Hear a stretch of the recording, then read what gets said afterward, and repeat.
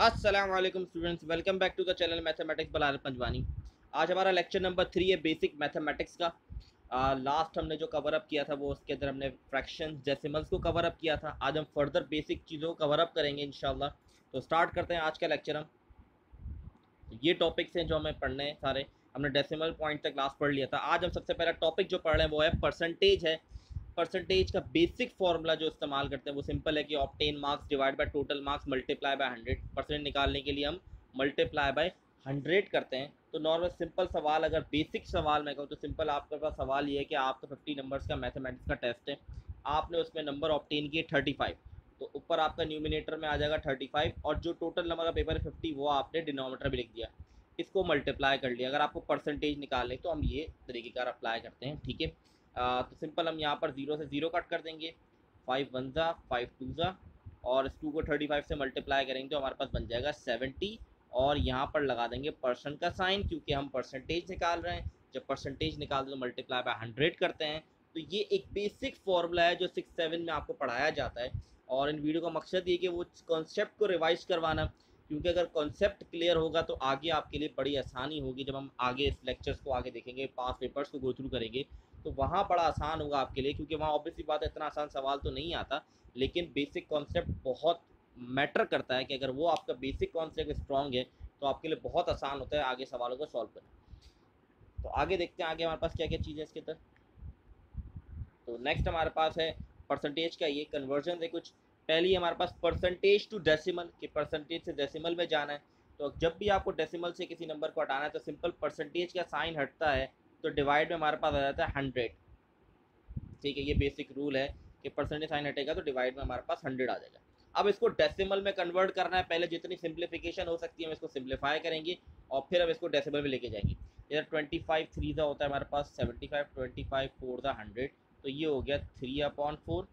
अब इसको सिंपली हम डिवाइड कर देंगे तो ये 4 डिनोमिनेटर बाहर न्यूमिनेटर अंदर, पॉइंट लग जाएगा तो ये 0 आ जाएगा। 4 7 ज़ा 28, 2 रिमाइंडर बच गया हमारे पास, फिर 0 लग जाएगा। 4 5 ज़ा 20, तो आंसर आ जाएगा हमारे पास 0.75। ये तो बेसिक मेथड है जो हम बचपन से करते 6 7 से करते हुए आ रहे हैं कि ये मेथड है कि किसी डेसिमल में कन्वर्ट करने का।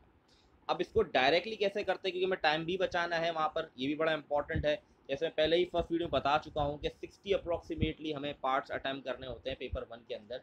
तो इस हिसाब से तो इसको अब किस तरीके से शॉर्ट ट्रिक से करेंगे वो देख लेते हैं। बड़ा शॉर्ट तरीका क्या है, आपने सबसे पहले 75 अपॉन हमने 100 लिख दिया, ठीक है। पॉइंट कहीं भी नहीं होता तो मतलब आपका लास्ट में होता है, हमेशा ये बात याद रखिएगा, ठीक है। आपका पॉइंट यहाँ पर है, मतलब लास्ट नंबर जो भी होगा उसके बाद पॉइंट होगा आपका, ठीक है। तो अब नीचे हमारे पास कितने जीरो हैं, हमारे पास 2 जीरो है। 100 के अंदर 2 जीरो होते हैं। इसका मतलब कि आपने पॉइंट को लेफ्ट की तरफ मूव कराना है। जब डिवाइड के अंदर 10 होगा, 100 होगा, 1000 होगा, तब आप अगर डिवाइड कर रहे हैं किसी नंबर से तो आप लेफ्ट की तरफ मूव कराएंगे पॉइंट को। ये तो परसेंटेज है, इसके अंदर डिवाइड बाय 100 ही होगा, लेकिन बेसिक कॉन्सेप्ट बताना चाह रहा हूँ, ठीक है। अगर यहाँ 1000 लिखा होता तो मैं जब भी लेफ्ट की तरफ ही पॉइंट को लेके जाता। अब यहाँ पर 100 इसके अंदर 2 जीरो, तो इसका मतलब 2 पॉइंट पीछे जाएगा, लेफ्ट की तरफ मूव करेगा, 1 2, मतलब पॉइंट आपका आ जाएगा यहाँ पर। अब तो ये बन जाएगा 0.75 और यहाँ पे 0 लगा देंगे तो आंसर आ गया 0.75। यही आंसर आया था जब ने बेसिक मेथड से किया। तो ये तरीक़ेकार है इसको सॉल्व करने का कि किस तरीके से हम परसेंटेज टू डेसिमल में जाते हैं। नेक्स्ट पार्ट देखते हैं। नेक्स्ट हमारे पास है डेसिमल टू परसेंटेज। अब जब आपको परसेंटेज में जाना होता है तो हमेशा आपको मल्टीप्लाई बाय 100 करना होता है, ठीक है। जैसे प्रीवियस हमने स्लाइड में देखा, हम मार्क्स निकाल लेते, मार्क्स की परसेंटेज निकाले तो मल्टीप्लाई बाय 100 था, ठीक है। जब परसेंटेज में जाना होता है तो मल्टीप्लाई करते हैं 100 से, ये बात याद रखिए। तो यहाँ पर 0.125 मल्टीप्लाई बाय 100 करेंगे। अब इसको मल्टीप्लिकेशन करने जाएंगे तो बहुत लंबा प्रोसेस हो जाएगा और बहुत टाइम कंज्यूमिंग और गलती के चांस ज़्यादा है, क्योंकि डेसिमल की मल्टीप्लिकेशन आसान भी नहीं होती। तो इसका तरीक़ेकार ये है, जब आप मल्टीप्लाई कराते हैं ऐसे नंबर से 100 10,000 10,000, तो आपका पॉइंट क्या होता है, राइट की तरफ मूव करता है। डिवाइड हो रहा था जब क्या था, लेफ्ट की तरफ मूव करा आपने पॉइंट को। अब मल्टीप्लाई हो रहा था, अब राइट की तरफ मूव कराएंगे पॉइंट को। यहाँ पर 100 में 2 जीरो, मतलब 2 पॉइंट आगे बढ़ जाएंगे, 1 2। तो अब ये बन जाएगा 12.5 और ये आपका आंसर होगा। तो ये डायरेक्ट आपने आंसर निकाल लिया, आपको कोई मल्टीप्लिकेशन करने की ज़रूरत नहीं पड़ी। तो ये हो गया हमारा पार्ट 2। थर्ड देखते हैं। थर्ड है फ्रैक्शन टू परसेंटेज, फिर परसेंटेज में जाना है। जैसे मैंने आपको बताया कि परसेंटेज के अंदर हमें मल्टीप्लाई बाय 100 करना होता है, तो इसको भी मल्टीप्लाई बाय 100 कर देंगे। जितनी सिंप्लीफिकेशन हो सकती है सिंप्लीफाई करने की कोशिश करेंगे। 2 4 ज़ा 8, ये 50 हो गया। 2 5 ज़ा 10 होता है, 2 2 ज़ा 4 और ये 25 वाली। अब 25 टू के टेबल में तो 2 के टेबल में 25 नहीं आता, तो 25 को मल्टीप्लाई करा देंगे 3 से, तो ये हो जाएगा 75/2। ठीक है, ये हो गया हमारा 75/2। इसको परसेंटेज में लेकर आना है, तो हम इसको पूरा सिंप्लीफाई कर देंगे तो बन जाएगा 30 से डिवाइड करेंगे तो बन जाएगा 37.5। और यहाँ परसेंटेज का साइन लगाना बहुत ज़रूरी है क्योंकि हम परसेंटेज में कन्वर्ट कर रहे हैं। इसी तरीके से जो ऊपर वाला पार्ट था, ये बहुत मिसहैप हो गया, ऊपर वाला जो पार्ट था उसके अंदर यहाँ पर जो आंसर आया था वो आता 12.5, तो वहाँ भी परसेंट लगाना बहुत ज़रूरी है, परसेंटेज में कन्वर्जन हम कर रहे हैं। इसी तरह इसके अंदर भी 37.5 आंसर है, तो इसके अंदर भी परसेंटेज का साइन लगाना ज़रूरी है क्योंकि हम परसेंटेज में कन्वर्जन कर रहे हैं। नेक्स्ट पार्ट जो है परसेंटेज टू फ्रैक्शन, अब इसको देख लेते हैं। 80 है, परसेंटेज का साइन हटेगा तो डिवाइड में 0 आ जाएगा। अब यहाँ 0 से 0 कट डाउन हो गया तो ये बच गया 8/10। अब ये फ्रैक्शन के अंदर हमें रखना है, लेकिन मैं समझाने के लिए आपको एक चीज़ समझा रहा हूँ। जैसे मैंने आपको बताया पॉइंट कहीं नहीं है तो लास्ट में होगा, ठीक है। अब नीचे एक 0 मतलब एक पॉइंट एक पीछे जाएगा, पॉइंट लेफ्ट की तरफ एक मूव करेगा क्योंकि एक ही 0 है, तो ये बन जाएगा 0.8, तो यहाँ लगा दूंगा 0, तो 0.8 इसका डेसिमल में आंसर आ जाएगा। ये सिर्फ समझाने के लिए मैंने करके दिखाया है, हमें इस सवाल के अंदर डेसिमल में आंसर नहीं देना है, हमें सिंपल इसके अंदर फ्रैक्शन की फॉर्म में आंसर देना, क्योंकि मेंशन है फ्रैक्शन। तो हम यहाँ पर सिंप्लीफाई कर देंगे, 2 4 ज़ा 8, 2 5 ज़ा, तो 4/5 हमारा ये आंसर हो जाएगा। तो आई होप ये क्लियर होगा परसेंटेज का टॉपिक। आगे मूव करते हैं नेक्स्ट टॉपिक के ऊपर। अच्छा, ये टेबल है, ये बड़ा इंपॉर्टेंट है, इसको गो थ्रू कर ले। यही चीज़ें हैं जो मैंने आपको बताई, जैसे कि आप देख लें, ये लिखा हुआ है परसेंट 1%, इसको फ्रैक्शन में लिखना है तो कैसे लिखेंगे, परसेंटेज हटेगा तो डिवाइड में 100 आ जाएगा। अब इसी तरीके से इसको डेसिमल में कैसे लिखेंगे, 2 0 है तो 2 पॉइंट पीछे ले जाएंगे तो ये बन जाएगा 0.01। इसी तरीके से 5% लिखा हुआ है, इसको हम लिखेंगे तो 5/100 हो जाएगा, और कटिंग हो जाएगी तो ये बन जाएगा हमारे पास 1/20। इसीलिए आप देखें यहाँ फ्रैक्शन बन गया 1/20। इसको डिवाइड करेंगे तो बन जाएगा 0.05 सो ऑन। तो ये टेबल भी बड़ा इंपॉर्टेंट है, इसको भी ज़रूर गो थ्रू कर ले, लेकिन अगर बेसिक कॉन्सेप्ट पीछे समझ आ गया तो इसमें ज़्यादा मुश्किल नहीं होगी आपको। नेक्स्ट टॉपिक जो हमारा है वो है स्क्वायर एंड स्क्वायर रूट। बड़ा इंपॉर्टेंट है, बड़ा आसान टॉपिक। स्क्वायर का मतलब मैथमेटिक्स के अंदर होता है 2 पावर 2, जिसकी पावर 2 होती है हम उसको स्क्वायर कहते हैं, ठीक है। पहले स्क्वायर देख लेते हैं, तो उसको हम स्क्वायर कहते हैं, ठीक है। अब स्क्वायर निकालेंगे सिंपल तरीका, फॉर एग्जांपल हमारे पास लिखा हुआ है 2 की पावर 2 मतलब 2 का स्क्वायर। 2 का स्क्वायर क्या होता है 4, किस तरीके से 2 को 2 से मल्टीप्लाई कर दें तो ये 4 बन गया। इसी तरह 3 का स्क्वायर मीन 3 मल्टीप्लाई बाय 3 तो ये 9 हो गया। 4 स्क्वायर मीन 4 मल्टीप्लाई बाय 4 16 हो गया। तो बहुत ज़रूरी है कि आपको 1 से लेकर 12 तक के स्क्वायर्स आपको याद होने चाहिए, आपको सॉल्व ना करना पड़े। 1 से 12 तक के स्क्वायर्स आपको आने चाहिए, ठीक है। क्योंकि सिंपल तरीका है स्क्वायर्स निकालने का, जो भी नंबर का स्क्वायर होगा उसको आपस में ही मल्टीप्लाई करवा दें, ठीक है। लेकिन 1 से 12 तक के स्क्वायर आपको आने चाहिए, बहुत आसान है और आपको याद होने चाहिए, ये बेसिक चीज़ें जो आपको आनी चाहिए। अब देखते हैं आगे, अगर कोई बड़े नंबर का स्क्वायर आता है कैसे निकालें। फॉर एग्जांपल मैं लेता हूँ 25 का स्क्वायर। अब हमें पता है इसको 25 को 25 से मल्टीप्लाई करा देंगे, बेसिक मेथड जो हमारे पास होता है मल्टीप्लिकेशन का, उससे करवा सकते हैं। एक तरीका मैंने भी सिखाया, शॉर्ट ट्रिक के अंदर डाला हुआ है कि 2 डिजिट मल्टीप्लिकेशन किस तरीके से हो सकती है, उसका भी लिंक मैं डिस्क्रिप्शन में वापस पोस्ट कर दूंगा, वो भी जाके आप देख सकते हैं। लेकिन एक और ट्रिक है जिससे हम किसी भी 2 डिजिट नंबर का स्क्वायर निकाल सकते हैं, वो ट्रिक है। वो ट्रिक क्या है वो मैं आपको सिखाता हूँ उसके अंदर, कि किस तरीके से आप 2 डिजिट नंबर का स्क्वायर निकाल सकते हैं बगैर ये मल्टीप्लिकेशन वगैरह किए। तो सबसे पहला स्टेप क्या होगा, गौर से समझ लें। सबसे पहले आपने लिखा 2 का स्क्वायर 4 होता है, 5 का स्क्वायर 25, तो ये 3 नंबर बन गए, तो आपने इसको साइड में लिख दिया 425, ठीक है। दोनों नंबर का आपने स्क्वायर लिख के इसको मिलाकर लिख दिया, ठीक है। अब क्या करेंगे, अभी जो नंबर्स हैं 2 5 और पावर में भी 2 है, इन तीनों को आपस में मल्टीप्लाई कर दें। तो 2 5 ज़ा 10, 10 2 ज़ा 20, तो ये बन गया 20, ठीक है। जो भी नंबर तीनों को मल्टीप्लाई करके आए वो फर्स्ट डिजिट को लीव करके लिख दें, मतलब पहला डिजिट छोड़ दें, इसके बाद आप लिख दें और प्लस कर दें। 5 एडिटिव कैरी हो गया, 2 + 0 2 हो गया, 4 + 2 6, तो ये आपका स्क्वायर निकल के आ गया 625। 25 का स्क्वायर होता है 625। तो ये बहुत बेसिक मेथड है, अभी शायद लग रहा होगा स्टेप्स हैं, लेकिन एक बार गो थ्रू हो जाएंगे, प्रैक्टिस कर लेंगे तो बहुत आसान लगेगा। अब मैं आपको एक और सवाल कराता हूँ, उसमें एक चीज़ बताना बड़ा इंपॉर्टेंट है। एक और स्क्वायर देख लें, 31 का स्क्वायर। अब इसको गौर से देख लें, 3 का स्क्वायर 9 आ गया, 1 का स्क्वायर 1 ही होता है, मैं यहाँ पर लिखूंगा 01।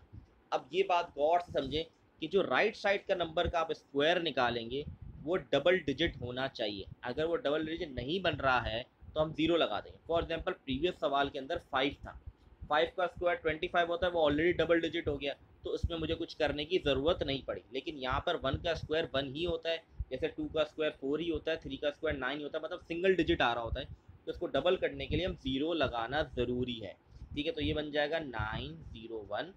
अब इन तीनों को मल्टीप्लाई करा, 3 1 और 2, मतलब 3 1 2, तो 3 1 द 3, 3 2 द 6, तो 6 को आपने 1 डिजिट लीव करके ऐड करवा देना है, तो 961, ये आपका आंसर हो गया। तो ये था एक ट्रिक थी छोटी सी, जिससे आप स्क्वायर निकाल सकते हैं किसी भी 2 डिजिट नंबर का। ठीक है, इससे बड़ा डिजिट 3 डिजिट नंबर का स्क्वायर नहीं आएगा, 2 डिजिट बड़ा सा नहीं आएगा। ठीक है, तो अब स्क्वायर देख लेते हैं, आई होप ये क्लियर होगा। स्क्वायर रूट बेसिकली ये हमारे पास रूट कहलाता है, स्क्वायर रूट। ठीक है, स्क्वायर रूट है ये, जब रूट को हम हटाते हैं तो पावर में आ जाती है 1/2 हमारे पास। ठीक है, ये बात याद रखिएगा, ये रूट है हमारे पास। ठीक है, अगर हम रूट हटाते हैं तो पावर में आ जाता है 1/2। ठीक है, अब इसको कुछ एग्जांपल देख लें, जैसे कि मैं एक सवाल ले लेता हूँ, रूट 144। ये स्क्वायर रूट सॉल्व करना है, तो आपने सिंपल अभी लास्ट हमने क्लास के अंदर एलसीएम वगैरह सीखा था, मतलब रिवाइज किया था, तो ये हम इसको एलसीएम में 72 36 80, मैं क्विकली कर रहा हूँ क्योंकि ऑलरेडी पढ़ चुके हैं। ठीक है, अब जिसके पेयर बन रहे हैं उसको लिख दें, इन दोनों का पेयर बन गया, इसका एक लिख दें, इन दोनों का पेयर बन रहा है, इसको मल्टीप्लाई बाय करके लिख दें, इन दोनों का पेयर बना, इसको भी लिख दें। जिसके दो दो के, क्योंकि स्क्वायर की बात हो रही है, स्क्वायर रूट की, इसलिए दो दो के पेयर्स बने, वो नंबर हमने लिख दिए। तो 2 2 ज़ा 4, 4 3 ज़ा 12, इसका मतलब इसका आंसर हो गया मेरा 12, मतलब ये 12 का स्क्वायर है। ठीक है, इसका एक और तरीक़ेकार ये है, ये तो एलसीएम वाला तरीका तो मैं बताया, एक और इसको देख लेते हैं मैथ। जैसे कि मैं पता, अगर आपको 1 से लेकर 12 तक के स्क्वायर याद है तो बड़ा आसान है आपके लिए कि आपको पता होना चाहिए कि ये 12 का स्क्वायर होता है। ठीक है, आप इसको इस तरीके से भी लिख सकते हैं, ये दोनों चीज़ें बराबर, आप रूट के अंदर 144 लिखें या आप रूट के अंदर 12 का स्क्वायर लिखें, बात एक ही। स्क्वायर और रूट आपस में हमेशा कट डाउन हो जाते हैं, तो आंसर आपका आ गया 12। तो ये डायरेक्ट तरीका मैंने बताया आपको, एक तरीका ये भी है और एक तरीका एलसीएम वाला जो भी हमने करके देखा, तो ये दोनों तरीके से आप लोग कर सकते हैं। ठीक है, आई होप ये भी क्लियर होगा, स्क्वायर एंड स्क्वायर रूट। इसके फर्दर जब हम पास्ट पेपर्स वगैरह सवाल करेंगे तो और इसकी क्लैरिटी हो जाएगी चीज़ों की, लेकिन ये बेसिक चीज़ें जो थी जो मुझे बतानी थी मैंने बता दी। आगे बढ़ते हैं नेक्स्ट टॉपिक के ऊपर। नेक्स्ट हमारे पास है इंडाइसिस। अच्छा, इंडाइसिस रूल्स बड़े इंपॉर्टेंट हैं, वो क्या क्या हैं, वो किस तरीके से हैं। सबसे पहले तो अगर फॉर एग्जांपल आपके पास लिखा है 3 का स्क्वायर लिखा हुआ है, फॉर एग्जांपल ये लिखा हुआ है, तो ये 3 जो है ये कहलाएगा आपके पास बेस, और ये जो ऊपर है इसको हम कहेंगे एक्सपोनेंट भी कहते हैं, पावर भी कहते हैं इसको। ठीक है, 3 के ऊपर पावर जो लगी हुई है 2 स्क्वायर, इसको एक्सपोनेंट भी कहते हैं, पावर भी कहते हैं, और ये 3 बेस हो गया। ये बड़ा बेसिक चीज़ है, पता होनी चाहिए। अब यहाँ पर आप देखें, दो एज आपस में मल्टीप्लाई हो रहा है, ये एक बेसिक जनरल फॉर्म मैंने लिखी है ए। ठीक है, यहाँ 2 मल्टीप्लाई बाय 2 भी हो सकता है। अब इसका मकसद ये है कि देखें, जब दो सेम बेस वाले आपस में मल्टीप्लाई होते हैं तो मैथमेटिकल रूल है बेस सेम पावर ऐड, मतलब इन दोनों की बेस सेम है। ठीक है, इन दोनों की बेस सेम है और दोनों के ऊपर कोई पावर नहीं लगी, इसका मतलब 1 1 पावर लगी हुई है। ठीक है, दोनों की बेस सेम है और दोनों पे कोई पावर नहीं है, इसका मतलब दोनों के ऊपर 1 1 पावर है। तो मैथमेटिकली रूल है जब बेस सेम होती है तो पावर ऐड हो जाती है, तो 1 + 1 2, तो आंसर आ गया ए स्क्वायर। फॉर एग्जाम्पल अगर ले लेते हैं, यहाँ पे लिखा होता है ए स्क्वायर मल्टीप्लाई बाय A3, तो जैसे मैंने बताया बेस सेम है, ये दोनों की बेस सेम है तो इनकी पावर ऐड हो जाएंगे, तो 2 + 3 हो जाएगा 5, तो आंसर आ जाएगा ए की पावर 5। इसी तरह यहाँ देखें, यहाँ बेस सेम नहीं है, ए की पावर 1 है, ए की पावर कुछ भी हो और बी की पावर कुछ भी हो, लेकिन दोनों की बेस सेम नहीं है, तो कुछ भी नहीं करेंगे, हम एज इट इज लिख देंगे ए बी बस। अगर सवाल इस तरीके से भी होता फॉर एग्जाम्पल, तब भी हम कुछ नहीं करते, डायरेक्ट लिख देते ए स्क्वायर बी क्यूब, खत्म, बस कुछ भी नहीं करना, क्योंकि बेस सेम नहीं है तो पावर्स ऐड नहीं हो सकती। अच्छा भाई, थर्ड पर आया था डिवाइड, डिवीजन। इसको पहले डिवाइड की फॉर्म में A8/A6, तो न्यूमिनेटर डिनोमिनेटर की फॉर्म में लिख दिया।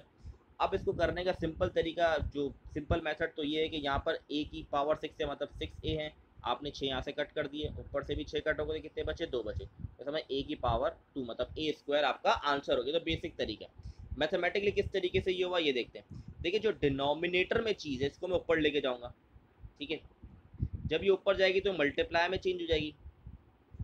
अब मैथमेटिकल रूल समझ लें, जब आप किसी चीज़ को न्यूमिनेटर से डिनोमिनेटर या डिनोमिनेटर से न्यूमिनेटर में लेकर जाते हैं, सही है, तो इससे फ़र्क क्या पड़ता है, एक तो वो डिवाइड हो रहा है मल्टीप्लाई में चेंज हो जाएगा, मल्टीप्लाई हो तो डिवाइड में चेंज हो जाएगा। जैसे कि ए की पावर 6 जो है वो डिवाइड हो रहा है, ऊपर जाके क्या हुआ, मल्टीप्लीकेशन में चेंज हो गया। अब इसका जो मेन अफेक्ट जो पड़ता है इसकी पावर पे अफेक्ट पड़ता है, इसकी पावर की साइन चेंज हो जाती है। देखिए यहाँ पर हो गई 6 था, जैसे ही वो ऊपर गया तो माइनस का 6 हो गया।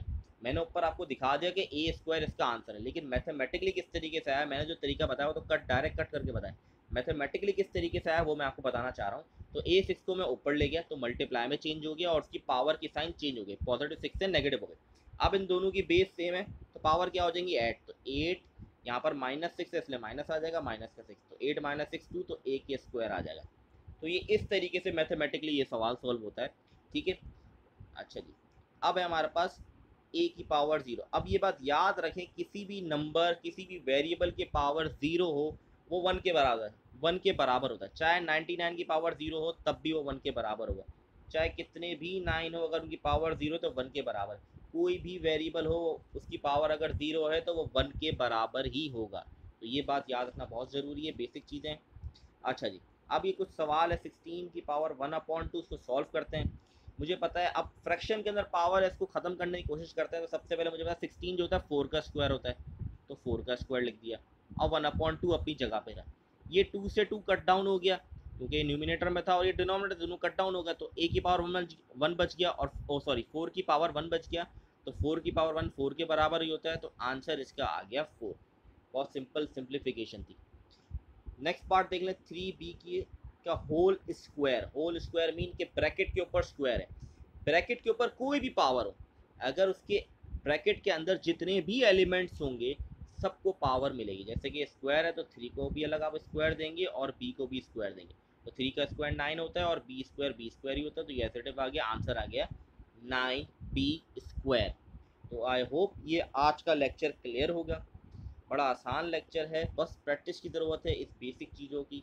जितनी ज़्यादा प्रैक्टिस करेंगे तो आपको ये अच्छी हो जाएंगी और आगे आपके लिए आसानी होगी। इंशाल्लाह नेक्स्ट वीडियो जो होगी वो बेसिक मैथमेटिक्स की लास्ट वीडियो होगी, इसके बाद हम इंशाल्लाह हम टॉपिक्स पर चले जाएंगे, मेन टॉपिक्स के ऊपर। आई होप क्लियर होगी। तब तक के लिए अल्लाह हाफ़िज़। इंशाल्लाह नेक्स्ट वीडियो में हम बेसिक मैथमेटिक्स के आगे फर्दर टॉपिक को कवर अप करेंगे।